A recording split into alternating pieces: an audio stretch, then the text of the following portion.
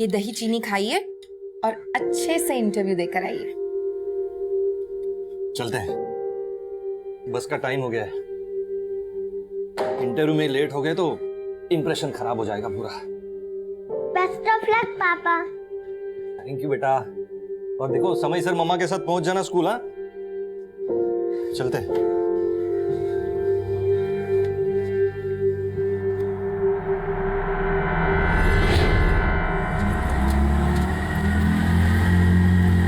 बस बस बस दादा।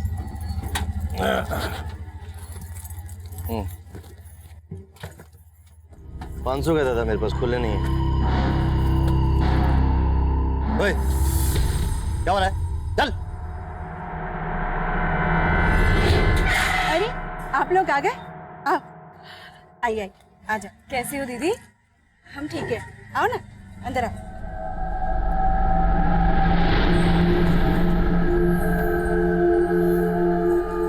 अरे हर्षु, ऐसे टुकुर टुकुर क्या देख रहा है? आ इधर आ। देख कौन आया है। आ ना, नमस्ते कर। ये तेरी मौसी है। नमस्ते माँ। आपने कभी बताया नहीं इनके बारे में। वो क्या है ना हर्षु, तुम्हारी मम्मी राज छुपाने में एकदम माहिर है। कैसे राज? अरे बेटा कुछ नहीं, इसे जरा मजाक करने की आदत है। इस शहर में इसकी नौकरी लगी है और वो नौकरी तेरे पापा ने ही लगाई है, इसलिए आज से हमारे साथ इसी घर में रहेगी। हर्षु, ये तुम्हारे लिए। नहीं मौसी, रहने दो। अरे ले ले बेटा, इतने प्यार से दे रही है। ले ले रख ले। दीदी मैं आपके लिए भी कुछ लाई हूँ। हमारे लिए पूरे 75,000 का है। बहुत।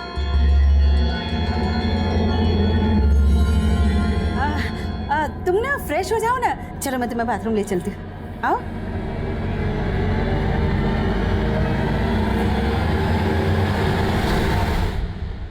कहाँ थे आप? कब से फोन लगा रहे हैं? सॉरी, वो हमारे मोबाइल की बैटरी चली गई थी। अरे तो पीसीओ से एक फोन कर देते, कितनी टेंशन हो गई थी हमें। क्या हुआ, नौकरी नहीं मिली क्या? नहीं, नौकरी तो लग गई। सच? और इतनी अच्छी खबर आप हमें ऐसे बता रहे हैं? थोड़ा थक गए। पापा मैं आपका सर दबाऊं? अरे नहीं बच्चा, ठीक हो जाएगा वो। हाँ, तुम जाओ होमवर्क करो। अच्छा, बातें बाद में, आप फ्रेश हो जाइए, मैं खाना लगा देती हूँ।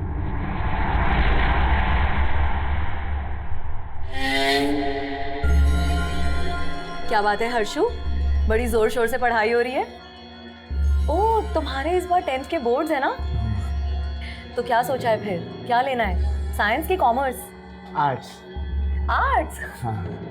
तुम ना बिल्कुल मेरी तरह हो, मैंने भी आर्ट्स ही लिया था पता है। तो फिर तो आप मुझे ट्यूशंस भी दे सकती है ना? चलो ये ट्यूशन व्यूशन की बातें कल कर लेना, अब सोने का समय हो गया है। चलो ठीक है माँ।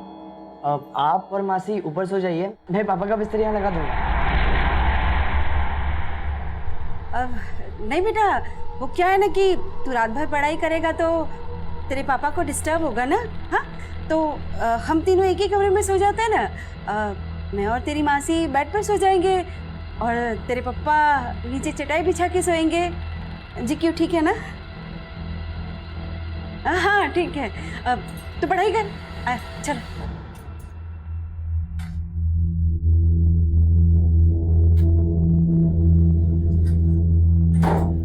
तुम नीचे अपने बेटे के साथ नहीं सो सकती थी क्या? कबाब में हड्डी बनना जरूरी है? नहीं, कोई कबाब में हड्डी नहीं बनूंगी। मैं यहाँ नीचे चटाई बिछा के सो जाऊंगी ना। फिक्र मत कर। नीलिमा, तुम्हें ये नीचे चटाई चुभेगी। रुको, मैं चादर ला दूं। ये बिछा लो। लाओ, मैं कर लूंगी। लो लो, उधर जाओ। वाह प्रमोद, तुम तो बड़े केयरिंग हो, लेकिन अब तुम्हारी देखभाल की जरूरत मुझे है।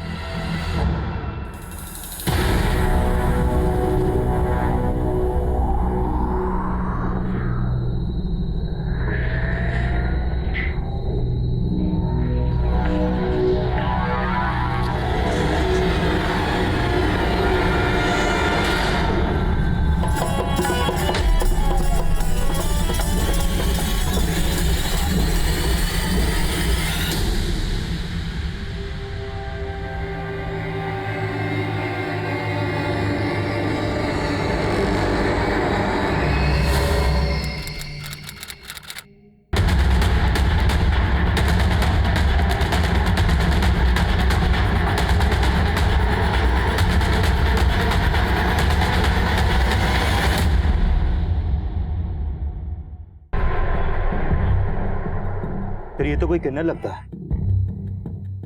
काफी ब्रूटल मर्डर, मल्टीपल स्टैबिंग हुई। आसपास की किन्नर कम्युनिटी में पता करो, और अगर कोई मिसिंग अपडेट है तो उसे स्कैन करो। Okay sir.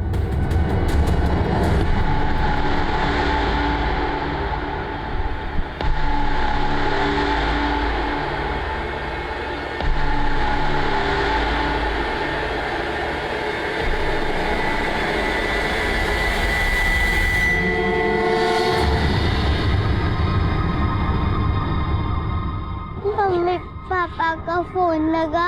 नहीं लगा बेटा, लेकिन तू परेशान मत हो, तेरे पापा जल्दी आ जाएंगे। आप रात से यही कह रहे हो, पापा कब आएंगे? आ जाएंगे बेटा, आ जाएंगे।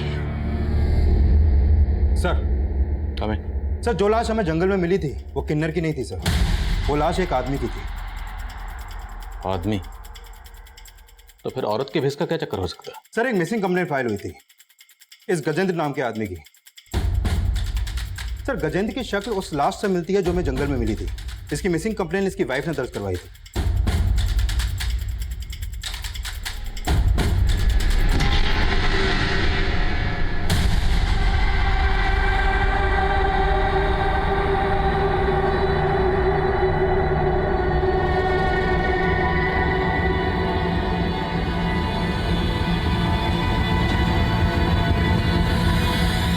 ये क्या बोल रहे साहब?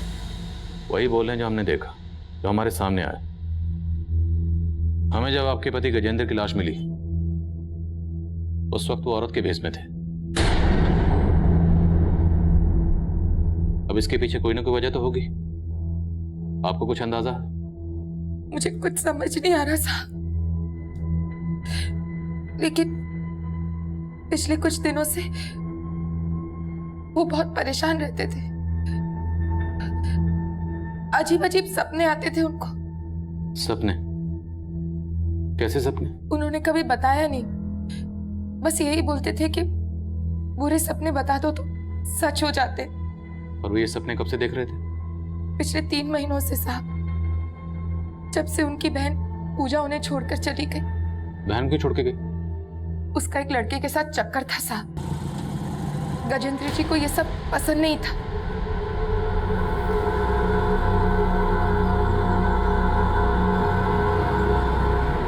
पूजा, हमने कहा था ना तुझे उस लड़के से दूर रहने के लिए। ठीक नहीं है वो लड़का। अच्छे बुरे की पहचान है मुझे, और प्लीज अब आप मेरी लाइफ में इंटरफेयर मत क्या कीजिए। क्यों ना करें? देख पूजा, अपनी जिंदगी बर्बाद नहीं करने देंगे तुझे हम। आइंदा अगर उस लड़के से मिली ना तो देख लेना तू। शादी करने वाली हूँ मैं भैया उससे, आप तो करवाएंगे नहीं, इसलिए बेहतर होगा कि आप मुझे मेरा हिस्सा दे दीजिए। वो तो पूजा को समझाना चाहते थे, लेकिन पूजा 3 महीने पहले हमारी सारी जमा पूंजी, गहने सब चोरी करके भाग गई उस लड़के के साथ। वो लड़का कौन था जिसके साथ वो भागी? उस लड़के को मैं नहीं जानती साहब, लेकिन मुझे शक है पूजा ने ही मारा है गजेंद्र जी को, ताकि उनके घर पे भी अपना हक जमा सके। आप पता कीजिए उसका साहब। वो तो हम पता करेंगे, हमारा काम है। आपने गजेंद्र जी को आखिरी बार कब देखा था? कल सुबह ऑफिस के लिए निकले थे। कहाँ काम करते थे? विंश्योर कंपनी में सेल्स एग्जीक्यूटिव थे। सर गजेंद्र की बीवी ने गजेंद्र की बहन पर शक जताया, लेकिन गजेंद्र की लाश औरत के भेस में मिलने की कहानी को समझ में नहीं आ रही। गजेंद्र की बीवी ने बताया कि उस दिन ये ऑफिस गया और रात को घर पर नहीं आया। हो सकता है ऑफिस में कुछ हुआ हो, किसी ने ह्यूमिलेट किया। ऑफिस में पता कर। और गजेंद्र की बहन पूजा, उसके कॉल रिकॉर्ड्स निकलो, शायद उससे कुछ पता चले कि गजेंद्र की बहन पूजा इस वक्त कहाँ हो सकती है। Okay sir.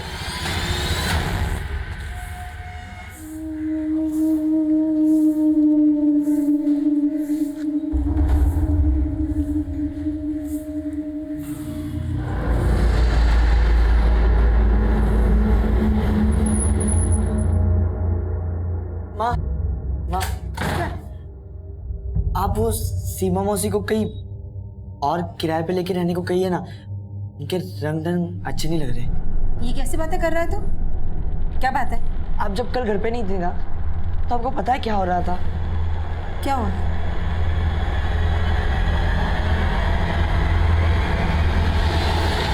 हर्षु तू ये सब क्या सोच रहा है बेटा? हाँ, अरे जीजा साली है, जीजा साली में ऐसी मस्ती होती रहती है। और तू क्या कर रहा है?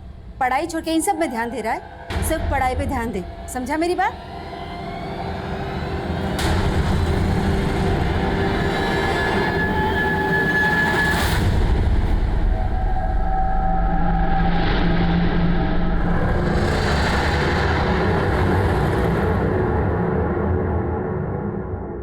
हमें इस गजेंद्र के बारे में बात करनी, जो आपके यहाँ पे सेल्स एग्जीक्यूटिव का काम करता था। नहीं सर, ये हमारे यहाँ प्यून था। क्या? यस सर, गजेंद्र यहाँ प्यून था। 1 महीने पहले वो यहाँ सेल्स एग्जीक्यूटिव जॉब की इंटरव्यू के लिए आया था, लेकिन तब तक वो जॉब हम किसी और को दे चुके थे। सर देखिए, मैंने आपसे कहा ना। नहीं सर, ये जॉब नहीं, वो आपने बाहर लगाया ना प्यून वाला जॉब, सर वही दे दीजिए सर, काम की बहुत जरूरत है सर। सर वो ग्रेजुएट था, फिर भी वो प्यून की नौकरी करने के लिए तैयार था। उसकी मजबूरी देखकर मुझे उस पर तरस आ गया और 1 महीने पहले ही मैंने उसको प्यून की नौकरी दे दी। परसों वो जॉब पर आया? हाँ सर, आया था, लेकिन वो हाफ डे लेकर चला गया था। हाफ डे क्यों चाहिए था? उसने कुछ बताया? क्या काम है, कहाँ जाना है? बताया तो नहीं था, लेकिन आए दिन वो हाफ डे की छुट्टी मांग लेता था। सर प्लीज, बहुत जरूरी काम है। तुम्हें आए दिन जरूरी काम होता है? आज आखिरी बार जाने दे रहा हूँ, दोबारा हाफ डे मांगा ना तो घर पर ही रहना, वापस काम पर मत आना। उसी रात हमें गजेंद्र की लाश मिली, और जब हमें उसकी लाश मिली वो औरत के भेष में था। औरत के भेष में? जी। गजेंद्र की आपके ऑफिस में किसी से कोई झगड़ा, कोई लड़ाई? नहीं, ऐसे तो कुछ नहीं था, लेकिन वो आदमी बहुत जुगाड़ू था। मतलब कहने के लिए तो वो प्यून था, लेकिन वो ऊपर से भी पैसे कमाता था। कैसे? वो यहाँ काम कम और पेस रीडिंग ज़्यादा करता था। आसपास के ऑफिस वाले भी अपना चेहरा लेकर उसके सामने खड़े हो जाते थे। वो फेस रीड करके उनके प्रॉब्लम्स का सॉल्यूशन बताता था और उसके बदले में दक्षिणा लेता था। क्या पता सर, ऐसे ही क्लाइंट्स उसके बाहर भी हो और वो हाफ डे लेकर उन्हीं से मिलने जाता होगा। गजेंद्र ने जिस डेट को हाफ डे लिया था, मुझे इनकी डिटेल चाहिए। Okay sir.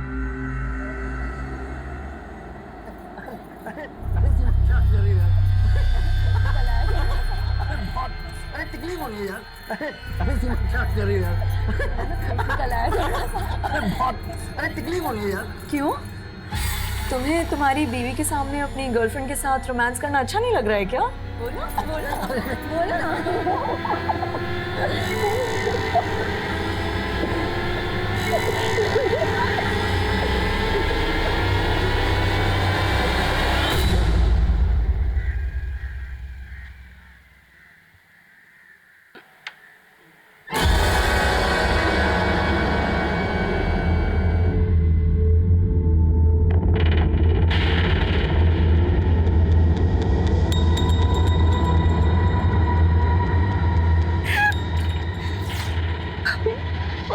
कैसे हो गया भैया के साथ?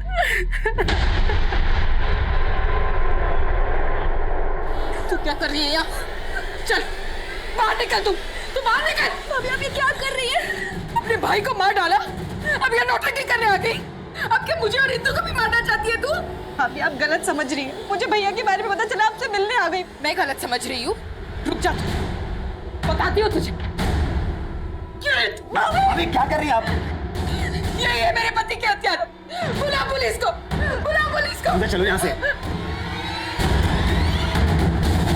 सर मैंने गजेंद्र की बहन पूजा के कॉल रिकॉर्ड चेक किए। सर 3 महीने पहले जब पूजा का फोन बंद हुआ तो पूजा के फोन से एक दीपक नाम के लड़के को बार बार कॉल हो रहे थे। सर ये है वो दीपक। हो सकता है ये लड़का दीपक वही हो जिसके साथ गजेंद्र की बहन पूजा ने भागकर शादी की थी। लेकिन सर गजेंद्र के कॉल रिकॉर्ड में दीपक के ही नाम से रजिस्टर्ड एक और नंबर मिला है, जिससे गजेंद्र को पिछले 3 महीने से लगातार कॉल हो रहे थे। और मैंने चेक किया कि गजेंद्र का फोन ऑफिस के बाद अक्सर निगमपुर में एक्टिव रहता था, और जिन दिनों गजेंद्र ने ऑफिस से हाफ डे लिया था तब भी उसका फोन निगमपुर में ही ट्रेवल कर रहा था। और सर जिस रात गजेंद्र की हत्या हुई तब भी उसका फोन निगमपुर में ही एक्टिव था। और ये दीपक, इसका नंबर भी निगमपुर में रजिस्टर्ड है? नहीं सर, दीपक का नंबर ज्योति नगर के एड्रेस पर रजिस्टर्ड है। सर गजेंद्र की बहन अभी भी अपने पति के साथ गजेंद्र के घर आई है, और सर गजेंद्र की बीवी का उसके साथ काफी झगड़ा हुआ।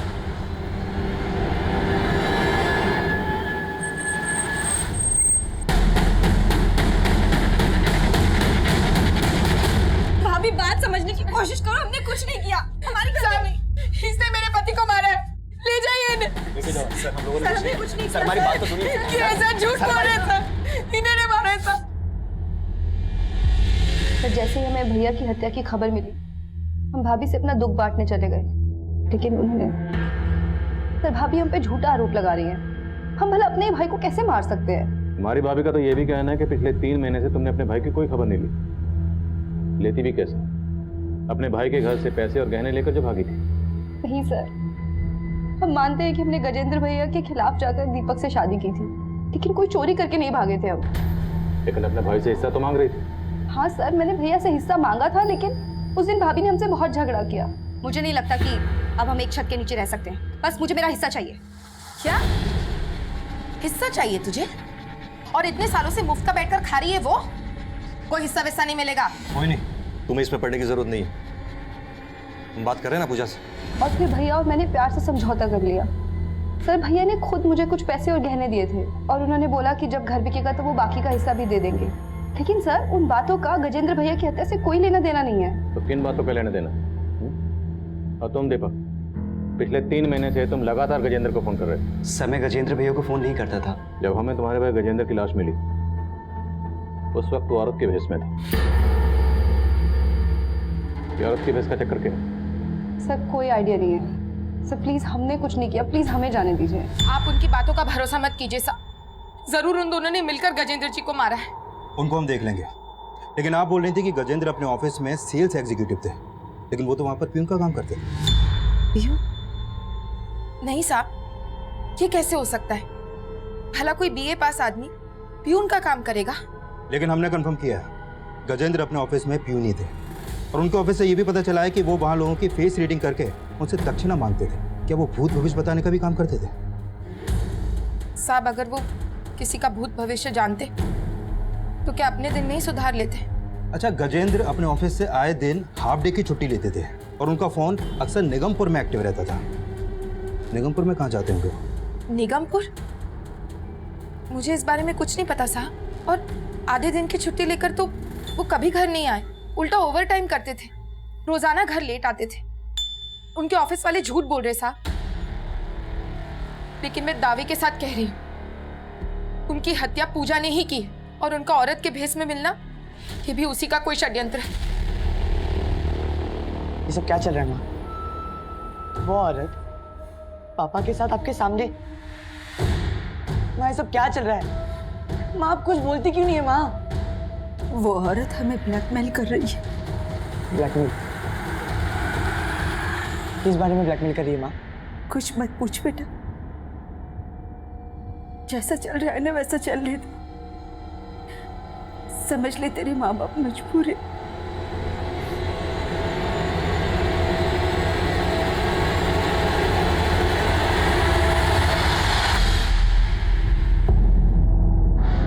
क्या हो रहा है? हाँ? ज्यादा गर्मी आ रही है? हाँ? रुक। I'm sorry. आओ। पता करो कि गजेंद्र निगमपुर में कहाँ जाता था। गजेंद्र से जुड़ी हर छोटी बड़ी बात पता करो। हमारे लिए जाना जरूरी है कि जिस दिन गजेंद्र का कत्ल हुआ, उस दिन गजेंद्र औरत के भेष में क्यों था। सर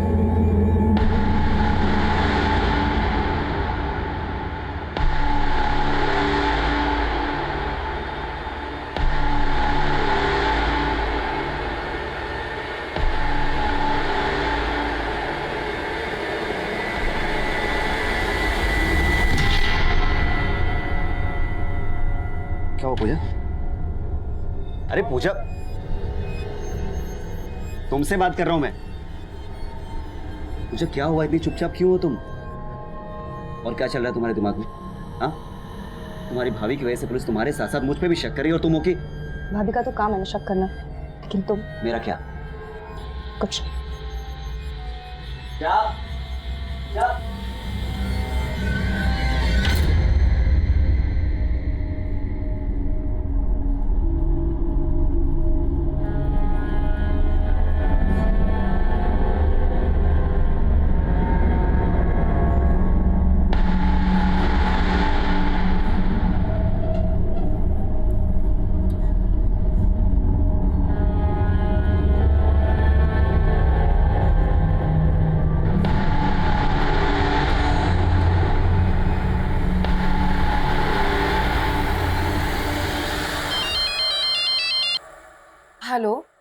मोहिनी जी कैसी हैं आप?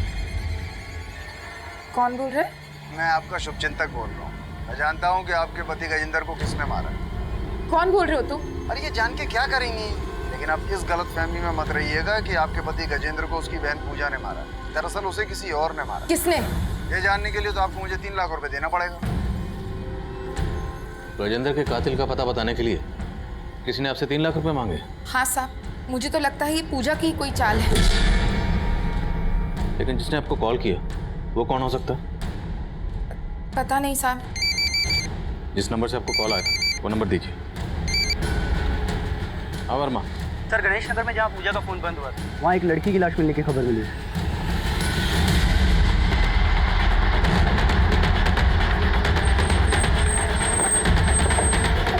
जैन सर, सर लाश के पास से ये पूजा शर्मा नाम की आईडी मिली।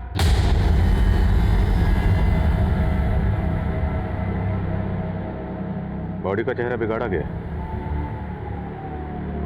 फिर कहीं ऐसा तो नहीं कि ये लाश पूजा की ना हो, किसी और लड़की की हो? मतलब दीपक और पूजा ने किसी और लड़की को मारकर यहाँ गिरा दिया और फिर पूजा की आईडी इस लाश के पास छोड़ दी। Right sir. और मोहिनी को फोन करवाना भी उनकी कोई नई चाल हो सकती है।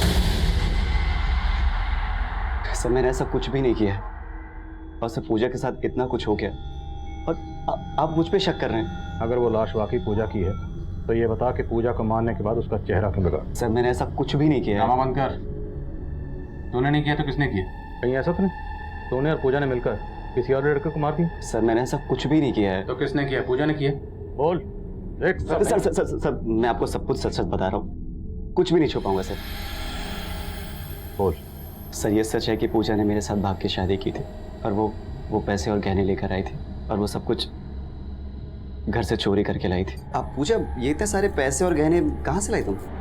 ये गहने मेरे भाभी के हैं और ये पैसे मेरे भैया के। उन्होंने तो मुझे मेरा हिस्सा देने से साफ मना कर दिया था ना, तो बस मैं चोरी करके ले आई। चोरी? हाँ। और अभी तो ये शुरुआत है, अभी भैया को मुझे मेरा हिस्सा भी देना पड़ेगा। सर उसके भैया भाभी के लिए पूजा के दिल में जहर भरा था। वो गजेंद्र भैया से पैसे निकलवाने के लिए उन्हें फोन करके ब्लैकमेल करती थी। भैया आपको मुझे अभी 15 लाख और देने हैं। अब अगर आपने मुझे पैसे नहीं दिए ना तो मैं भाभी को बता दूंगी कि आप क्या।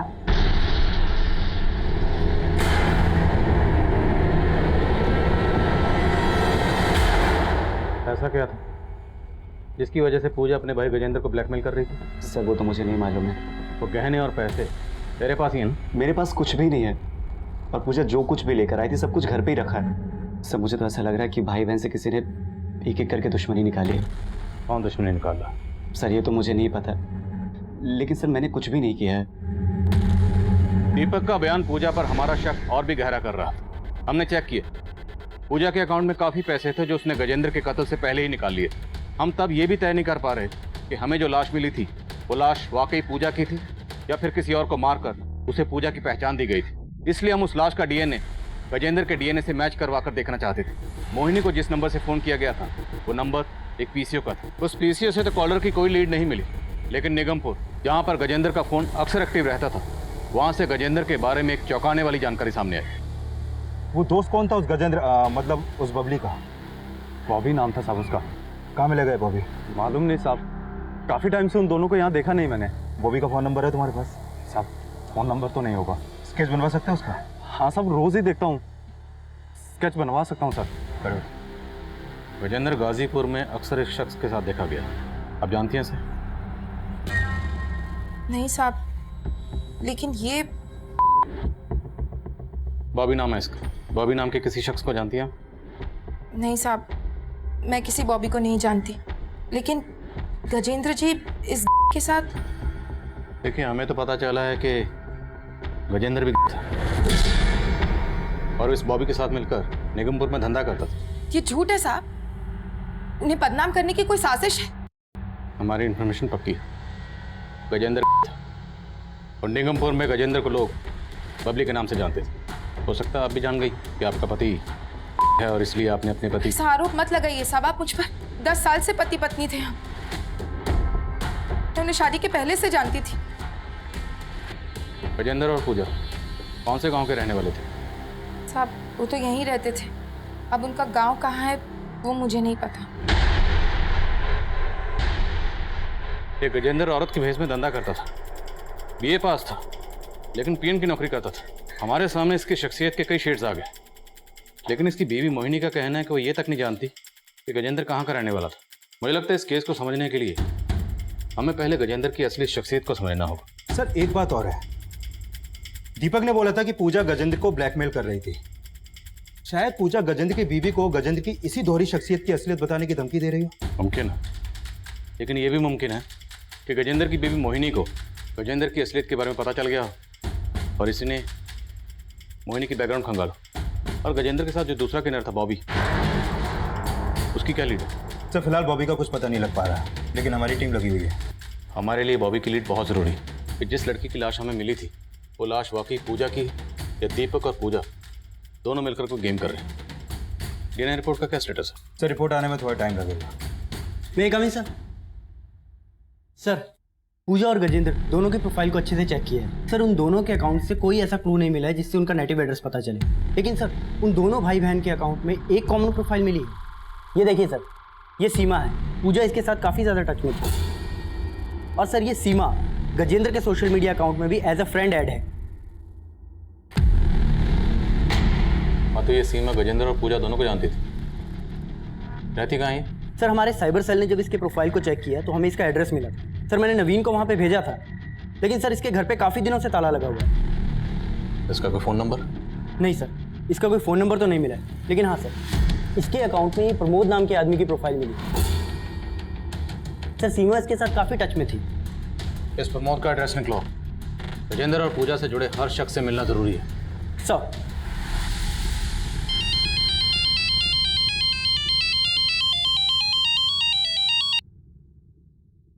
हेलो। कैसी हो मोहिनी जी? मेरे 3 लाख रुपए का इंतजाम कर दिया आपने? 3 लाख?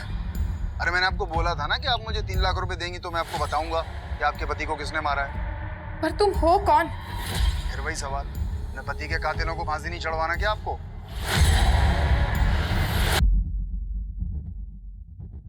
सर अभी अभी गजेंद्र की बीवी मोहिनी को एक कॉल आया था। उसका फोन हमारे सर्विलेंस पे था, इसलिए उनके बीच में जो भी बातें हुई हमने रिकॉर्ड कर लिया। चलो।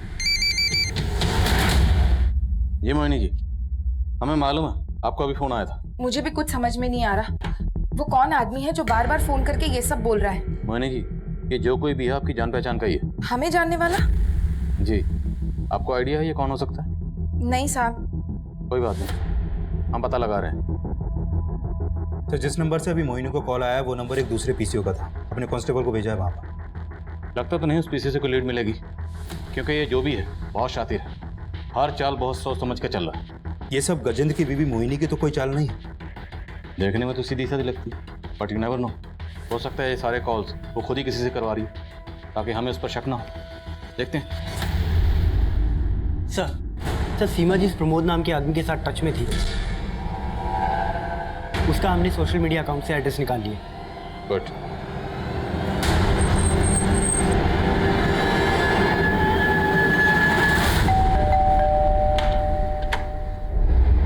जी? ये दरअसल एक केस के सिलसिले में हम सीमा से बात करना चाहते थे और हमें पता चला कि वो आपकी दोस्त है। तो क्या बता सकते हैं कि सीमा आजकल कहाँ?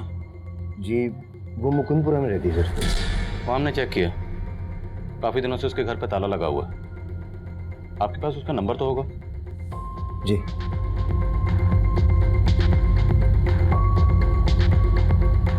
स्विच ऑफ है सर। कोई दूसरा नंबर है उसका? नहीं सर। आपको कुछ आइडिया है आजकल कहाँ हो सकती है? नहीं सर, कोई आइडिया नहीं। ये गजेंद्र है और ये पूजा, इन दोनों का मर्डर हुआ और सीमा सोशल मीडिया के जरिए इन दोनों के टच में थी। आप जानते हैं? नहीं सर, मैं इन दोनों को नहीं जानता। Thank you. आई थिंक ये जरूर कुछ छुपा रहा है। आस पड़ोस में इसके बारे में सब कुछ पता करो। Okay sir. हाँ शर्मा बोलो। सर गजेंद्र के घर की रजिस्ट्री पेपर से उसके गांव का पता चला है। तो सहारनपुर के उनिया गांव का रहने वाला है। तुरंत वहाँ जाओ, गजेंद्र और पूजा के बारे में सब कुछ पता करो। Okay sir.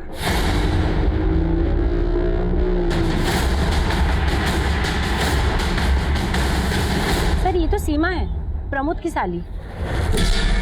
प्रमोद की साली? जी हाँ, प्रमोद की वाइफ की कजन है। पिछले कुछ दिन से वो यहीं पे रह रही थी, फिर अचानक से कहीं गायब हो गई। हाँ सर, सीमा यहीं रहती थी सर, लेकिन सर हमें नहीं पता वो कहाँ रहती। कोई बात नहीं, अब हमें सब कुछ पता है। हमें पता है कि तेरा और सीमा का रिश्ता क्या था। अब आगे की कहानी यहीं बोलेगा या थाने लेके जाऊँ? क्या करा? Sir sir sir sir sir बताता हूँ सर, बताता हूँ सर।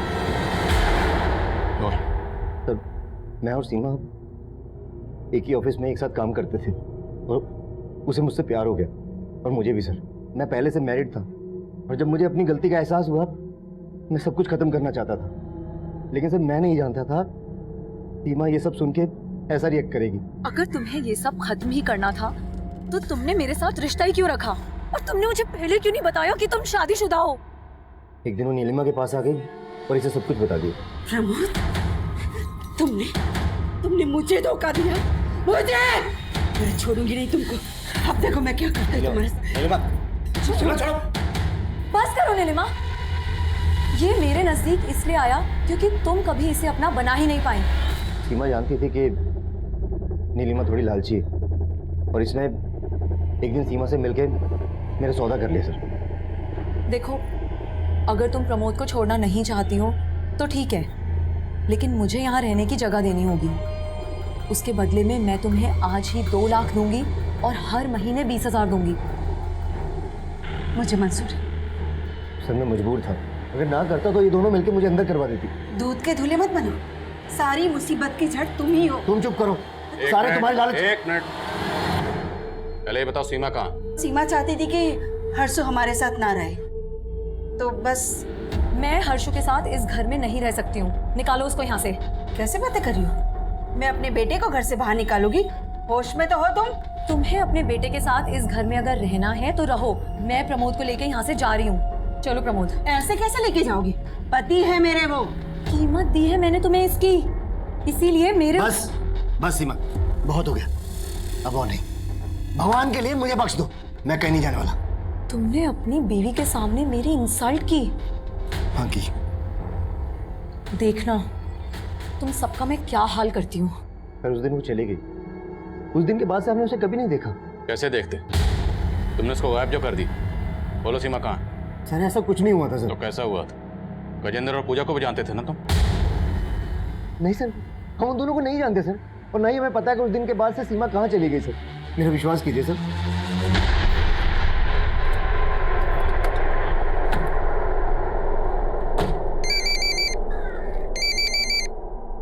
हाँ तिवारी सर, गजेंद्र के गांव से कई चौंकाने वाली बातें पता चली हैं। वो सीमा जिसके पूजा टच में थी वो गजेंद्र और पूजा की ही बहन। सीमा गजेंद्र और पूजा की बहन? हाँ सर, ये तीनों बच्चे गिरधारी और सावित्री के थे। गिरधारी की मौत काफी पहले ही हो गई थी, फिर उनकी माँ ने एक रमेश नाम के आदमी से शादी की थी। सर ये रमेश नौटंकी ग्रुप चलाता था और 20 साल पहले उसकी भी हत्या हो गई।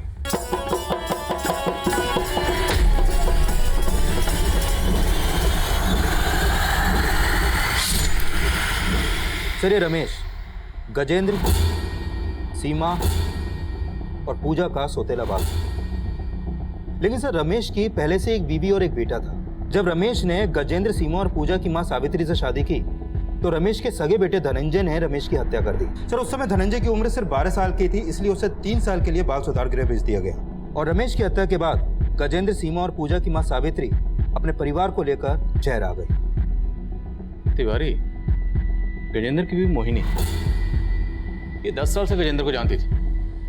मोहिनी ने हमें कभी नहीं बताया कि गजेंद्र की पूजा के अलावा भी कोई बहन थी, सीमा नाम की। सर कहीं ऐसा तो नहीं कि सीमा का गजेंद्र और पूजा से कोई झगड़ा हो गया हो इसलिए वो उनसे अलग हो गई, या फिर सीमा इसलिए गायब हो गई क्योंकि गजेंद्र और पूजा के मर्डर में सीमा का ही हाथ है? इस सीमा के बारे में हमें प्रमोद और उसकी बीवी ने जो बताया उससे तो यही लगता है कि सीमा का करैक्टर सही नहीं था। जिसने एक शादीशुदा और बच्चे के बाप के साथ अपना चक्कर चलाया। तुमने बताया कि धनंजय के बाप रमेश ने भी शादीशुदा होते हुए, एक बच्चे का बाप होते हुए भी एक दूसरी औरत के साथ अपना चक्कर चलाया। शायद इसीलिए धनंजय ने गुस्से में आकर अपने सगे बाप रमेश यानी कि सीमा के सौतेले बाप रमेश का कत्ल कर दिया। तिवारी, लगता है इन दोनों कहानियों का आपस में कोई ना कोई कनेक्शन जरूर है। धनंजय कहाँ मिलेगा?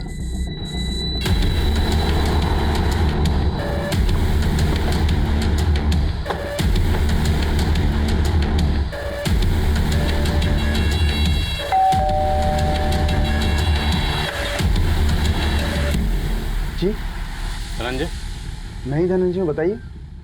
सर, मेरी माँ को मेरे बाप ने धोखा दिया था और मैं उस समय बर्दाश्त नहीं कर पाया था। तो बाप का गुस्सा अब तक तुम्हारे... सर, जो मैंने किया था उसकी सजा मैं पा चुका। मुझे नहीं पता कि अब वो लोग कहाँ रहते हैं, और उनकी माँ ठीक औरत नहीं थी। मेरे बाप के अलावा उसने कई और मर्दों को फांस रखा था। मुझे नहीं पता किसने क्या किया है। किसकी बात कर रहे? सर, बात पुरानी है, मुझे ठीक से याद भी नहीं है, लेकिन लोग बोलते हैं कि गजेंद्र की माँ प्रोस्टिट्यूट थी। धनंजय का यह बयान सही साबित हुआ कि गजेंद्र, सीमा और पूजा की माँ प्रोस्टिट्यूट थी, जो सालों पहले गुजर चुकी थी। लेकिन इन सारे मर्डर्स के पीछे किसी का क्या मोटिव था, वो अभी तक सामने नहीं आया। और वो लाश पूजा की ही थी या किसी और की, ये राज भी अभी तक बरकरार था। और सीमा के गायब होने की कहानी भी हम समझ नहीं पा रहे।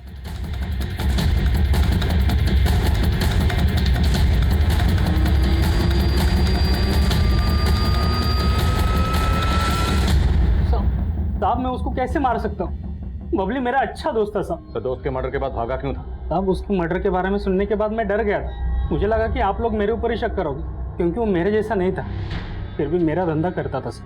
कहना क्या चाहता है? साफ साफ बोल। साहब, मैं जानता हूँ कि वो बबली नहीं था, वो गजेंद्र था। बहुत बुरा हुआ उसके साथ। उसकी माँ धंधा करती थी, लेकिन वो नहीं चाहती थी कि उसके बच्चे भी उसकी तरह बने। लेकिन किस्मत तो देखो, अपनी बहनों को पालने के लिए गजेंद्र को भी वही काम करना पड़ा जो वो कभी नहीं करना चाहता। लेकिन एक दिन उसकी बड़ी बहन को मालूम पड़ा तो वो गजेंद्र को छोड़ के चली गई।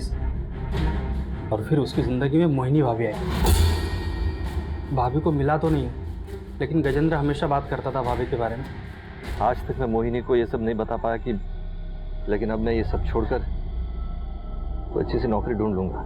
अब गजेंद्र ने काफ़ी साल पहले ये धंधा छोड़ दिया था, लेकिन 3 महीने पहले उसकी छोटी बहन ने भी उसको धोखा दे दिया और उसको ब्लैकमेल करने लगी कि अगर उसने पैसा नहीं दिया तो मोहिनी भाभी को उसकी असलियत के बारे में बता देगी। गजेंद्र को आखिरी बार 16 मार्च को तुम्हारे साथ देखा गया और 16 मार्च की रात को इसका मर्डर हुआ। मर्डर तूने नहीं किया तो किसने किया?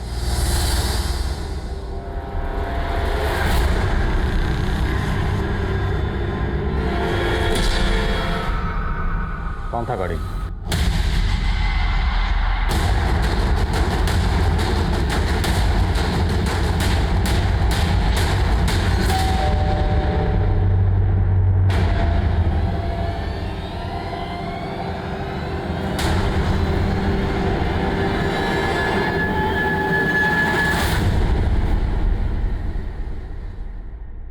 पेपर, तुमने क्या सोचा?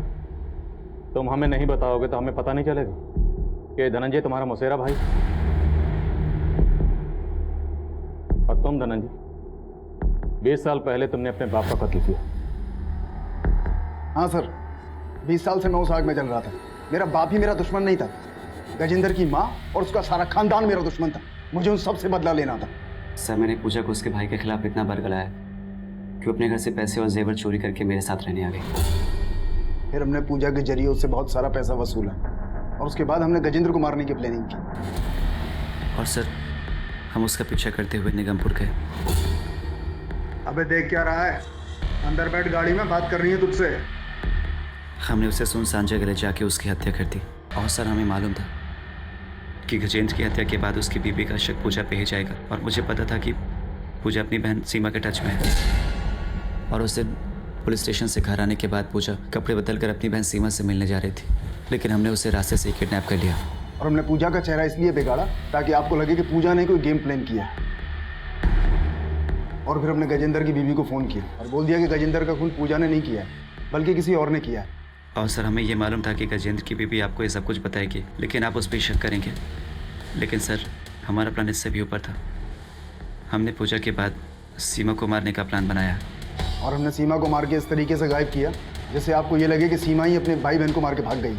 बहुत लंबी प्लानिंग की तुम दोनों ने, लेकिन तुम दोनों ये भूल गए कि कानून के हाथ किसी भी मुजरिम की प्लानिंग से कहीं ज्यादा लंबे होते।